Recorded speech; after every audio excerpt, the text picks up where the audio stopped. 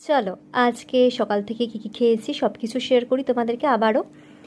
তো ফার্স্টে আমি খেয়েছিলাম হচ্ছে 1 কাপ চা আর 2টো বিস্কিট। আর এই কাপটা কিন্তু আমার কালেকশানে নতুন, কারণ পটারি জিনিস ভীষণ ভালোবাসি তোমরা জানো। তারপর একটু ছাতুর শরবত করে দিয়েছিল বাবা, সেটাই খেয়েছিলাম। আমাদের বাড়িতে আজকে লাউয়ের তরকারি হয়েছিল, মেটের চচ্চড়ি, ইলিশ মাছ সবই হয়েছিল, কিন্তু আমার শরীর খারাপ বলে এই সমস্ত কিছু আমার মেনু থেকে একদম বাদ। খাদ্য তালিকাতে ছিল আমার একটু কলা ভাজা, আলু পটল পোস্ত ভাজা, মুসুরির ডাল আর পাতলা করে একদম তেল ছাড়া ছাড়া দেশি ট্যাংরা মাছের ঝোল, সাথে একটা গন্ধরাজ লেবু, ব্যাস এইটুকু দিয়ে আমি হেলদি একটা লাঞ্চ করে নিয়েছিলাম। তারপরে ওই 4টে নাগাদ একটু তরমুজ খেয়েছিলাম, কিন্তু প্রথমে একটু মানে ছবি তুলতে ভুলে গেছিলাম। যাই হোক, ওই লাস্টে যেটুকু পড়েছিল ওইটুকুই দেখালাম।